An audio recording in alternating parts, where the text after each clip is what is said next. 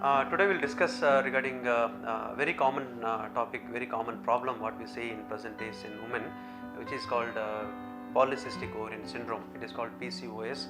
Previously it used to called PCOD, but now we have taken the word as PCOD. It is called PCOS because it is not a disease. It is a syndrome. It is a collection of symptoms. So it is called PCOS. So it is quite very common in women, especially in young women between 20 and 35. It's very common. Suppose I would say 10 to 15% of women have this problem. And why it happens, we don't know. It's mainly due to familial. If someone in the family from the mother side have this issue, they can also have the PCO, and more of genetic. So once the woman has PCO, it doesn't go. It is still in the body. It is still in the genes. And if there is a PCO, it does cause some hormone imbalance in the body. So because of hormone imbalance, there are a couple of issues which can happen. One is rapid weight gain. They are more prone for gaining weight, and the second thing is excessive hair growth, like a male pattern hair growth, like more on the mustache, on the chin, on the chest, on the back, on the legs. So significant hair growth can happen in the body. And third is delayed periods. When do you call delayed periods? Is when the period happens more than after that more than 5 days. There is a period happens more than 5 days delay. We call it as a delayed periods. And last is subfertility. Means they may find a difficulty in achieving pregnancy or getting pregnant, and this is mainly due to delayed periods, because if there is a delayed periods, the ovulation doesn't happen.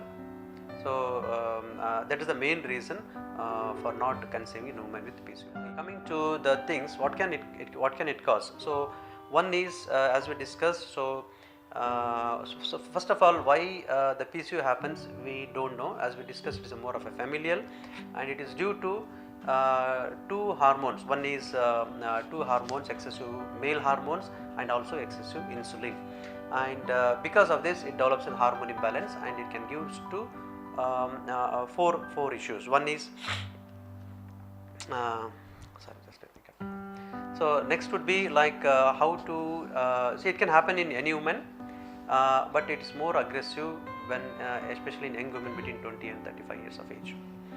And how to diagnose? There are three things. One is the women have period problems, like they have delayed periods, and second thing, or they may have very shorter periods, like they may get period once in 15 days or once in 20 days, and majority women, they present with the delayed periods more than 1.5 months, 2 months, once in 3 months they can have it.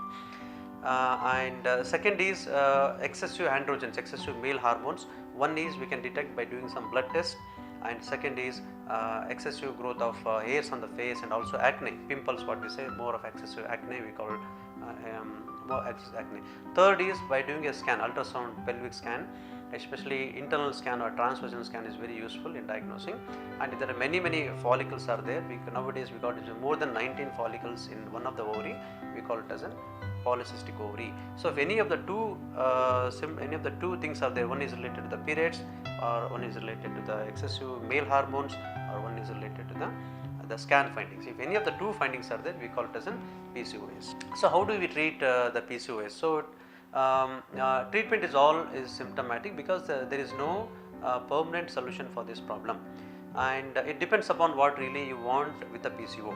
So suppose someone has a problem with the excessive hair growth, the treatment is different, and someone has just they want the delayed periods, just they want the periods to be regular, then the treatment is different. Or someone who wants to conceive, the treatment is different. For everything, weight is the most important factor in PCOS. So if they gain weight, the problems will double or triple. If they lose weight, the problems will come down. And so whenever we start treatment, before we start any treatment, we usually ask them to lose weight. Lifestyle modification is very important. If they lose weight, the symptoms do come down, the periods may become regular, and they might conceive naturally. Even they may not need any treatment if they want to conceive in some women. So very important is lifestyle by modification, by losing weight by regular diet and exercise. So diet is a very important thing along with the exercise. Diet more specific is what you call low carbohydrate and low calorie. So this is the two diets you have to maintain. Means you should not eat high calorie diet and high carbohydrate. That's what we have to be very specific in the diet. Diet alone or exercise alone cannot help to lose weight. It has to be combined. Diet along with exercise combined will give a maximum benefit of losing weight. And then coming to the treatment part. So what is treatment part? It depends upon what problems we have. So if a woman has, as we discussed earlier, women should get periods regularly. So at least women should get period once in 2 to 3 months. At least I would say women should get a period at least 4 times in a year. If there's a delayed periods, so they have to see a doctor, get a diagnosis that they have PCOS, and they should take a treatment to get a regular withdrawal bleeding. Because if they don't get a bleeding regularly every 3 months and over a long period, over a longer term, problem of having an endometrial cancer can happen if they don't get a regular period. So it is very important that women should get a period at least once in 2 months or once in 3 months. So that is very important to be considered. So that, and if they don't want to get pregnant and if they want to get regular periods, if the woman is not overweight, she can use oral contraceptive, combined oral contraceptive pills, which they can take every month 21 days, and every after stopping the tablets within 1 week they can get a regular withdrawal bleed that they can use it for over a long period of time. I don't know if there are no risk factors.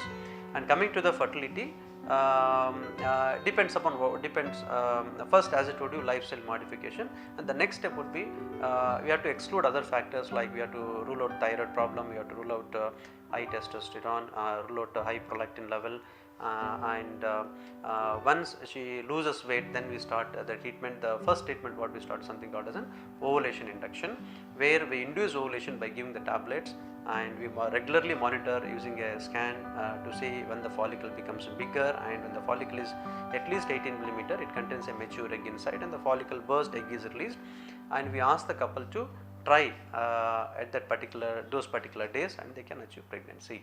So that is called ovulation induction. We suggest ovulation induction to try for at least 4 to 6 cycles. If the woman is young, she can try for 4 to 6 cycles, and if this doesn't work, then you have to check the patency of the fallopian tubes to see whether the tubes are open or blocked, and following which they have to go for intrauterine insemination, which means inseminating the husband's sperm into the uterus when the eggs are ready. So again, it is same as ovulation induction, but instead of trying naturally, we ask couple not to try those particular days, and they have to come.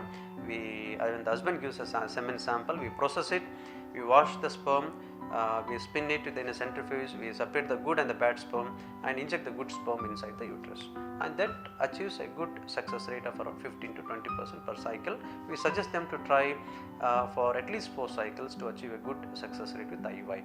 If still the couple doesn't conceive, they can take a break in between. If they are young, they can take a break in between, and later they may need to consider going for IVF treatment. Again, IVF treatment is the success is around 60%. Most of the women do conceive with IVF treatment, and if not, they might conceive with a subsequent frozen embryo transfer treatment cycle. In summary, PCOS is a very common condition, and women should not be concerned too much with PCO, and because it doesn't go, and lifestyle modification, maintaining the weight by losing weight and diet with the diet and exercise, the most important factor before we start any treatment, and also to postpone any complication which can happen in the future, which I didn't discuss. The long-term consequences of PCOS is they may get early diabetes, early cholesterol, early hypertension, and early ischemic heart disease. So they have to be very careful. They have to maintain the weight by diet and exercise. And if they find any symptoms, they have to see the doctor and take regular advice with the PCOS.